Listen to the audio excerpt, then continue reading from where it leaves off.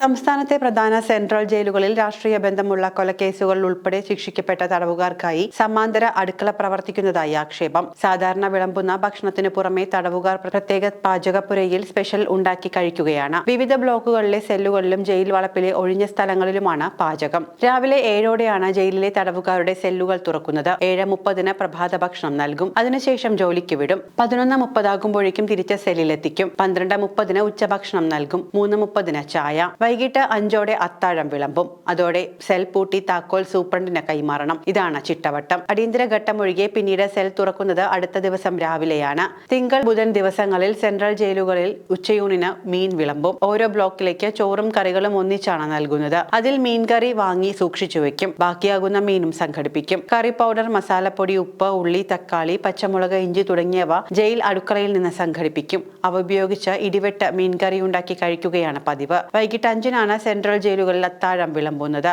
ഭക്ഷണം വാങ്ങി സെല്ലിൽ സൂക്ഷിച്ച പലരും രാത്രി 8ഓടെയാണ് കഴിക്കാറുള്ളത്. ഇതിനിടയിലാണ് പാചകം. പകൽ ജയിലിന് പുറത്ത് നിന്ന് ശേഖരിക്കുന്ന മരച്ചിലകൾ ഉപയോഗിച്ച് അടുപ്പ് കൂട്ടിയാണ് രഹസ്യ പാചകം. ആവശ്യമായ പാത്രങ്ങൾ സെല്ലിലുണ്ടാകും. ബ്ലോക്കിലെ CCTV ദൃശ്യങ്ങളിൽ സ്പെഷ്യൽ വിഭവങ്ങൾ പെടാതിരിക്കാൻ വസ്ത്രം കൊണ്ട് ക്യാമറ മറയ്ക്കും. അലക്കിയ വസ്ത്രങ്ങൾ ഉണങ്ങാനെന്ന വ്യാജേനയാണ് തുണികൾ തൂക്കിയിടുന്നത്. രാഷ്ട്രീയ തടവുകാരുടെ ബ്ലോക്കുകളിലാണ് രഹസ്യ പാചകപ്പുരയുള്ളത് എന്നാണ് ശിക്ഷ കഴിഞ്ഞ് പുറത്തിറങ്ങിയവർ പറയുന്നത്. പാർട്ടിക്കാർക്ക് പ്രത്യേക പരിഗണന എല്ലാ കാര്യത്തിലും ലഭിക്കുന്നുണ്ട് എന്നും ഉദ്യോഗസ്ഥർ പലപ്പോഴും നിസ്സഹായരാണ് എന്നും ആക്ഷേപമുണ്ട്. രാഷ്ട്രീയ തടവുകാർ പറയുന്നത് പോലെ പ്രവർത്തിക്കുന്ന ഒരു കൂട്ടം ജീവനക്കാരാണ് മിക്ക സെൻട്രൽ ജയിലുകളിലെയും ചുമതലക്കാര് എന്നും ആരോപണമുണ്ട്.